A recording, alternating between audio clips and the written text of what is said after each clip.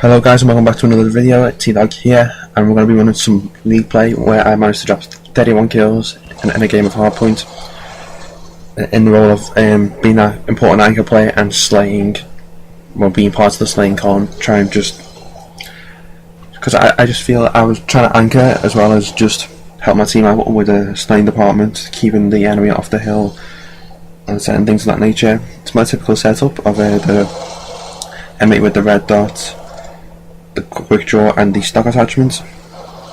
Over the last few weeks this has changed a bit since I got the gameplay, because I now just everyone stock, FMJ and reflex, because I don't feel like quick draw is such an important factor as it was, because I'm used to how long the M8 takes to scope in, well, to like zoom in for when you're snapping to ADS and all that good stuff. Storm's a particularly good map, and I'm not sure. I think this was in pre-season when like the ranking system was like over and whatnot, but still a good gameplay nevertheless, because you in pre-season you come up against usually different ranked people, but you don't necessarily know unless you check their profile when you're in the pre-game lobby. But it's one of them things I didn't really check it anyway. And I was playing a game of S&D previous to this game. That's why you see an RC car on my score streak loadout, and it's not what I usually run with.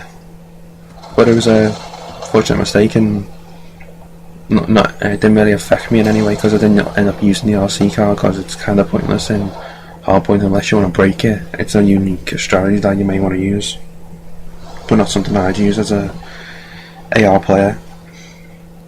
I've got a little topic for you today, guys. Talk about my expectations for Call of Duty Ghosts, because we're in that point of the cycle where people start speculating what they want to see within Ghosts, or what they want to see within Ghosts, and I wanted to give my side of and the opinion, and try and voice out my opinion, if that's what we're going to call it, on like what I'd like to see for it, since I'm not just a casual player anymore. I enjoy that fair bit of CoD, and it's pretty a big part of what I like to see. I watch more competitive Call of Duty than I do anything else. So my expectations for Ghosts is because League Play was just such a big hit this year with Black Ops 2.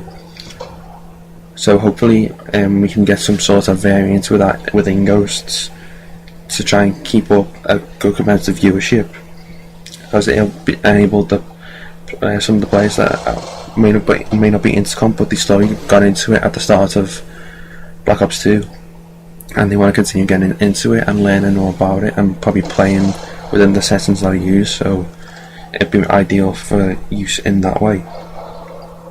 I'd like to see a balanced game, because like in Black Ops 2 we saw a lot of things that can be countered.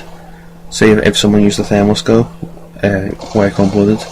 If you didn't want to get EMP'd, use hardwire, but you have to sacrifice a point in your pick 10 system. So it'd be interesting to see something like that return within Call of Duty Ghosts, and supported competitive settings within LAN lobbies or online lobbies, where we can able to set up the settings for competitive. Because I think the award are like proud of because they've looked into what Black Ops 2 have done, and they want to try and continue that trend and grow CoD esports as a title, to try and like compete with your Dota, your LOL, StarCraft, because they're such big esports now. But Call of Duty's always been casual, so everything will be directed from what Affinity Wars want to do. They aim directly towards the competitive side of the community, since like 90% of the community is based within like casual players.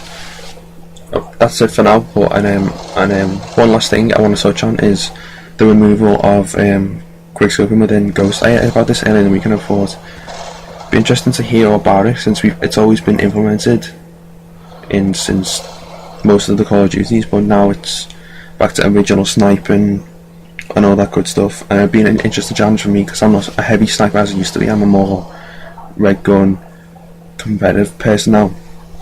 But I'll give it a go and see what challenge it gives us.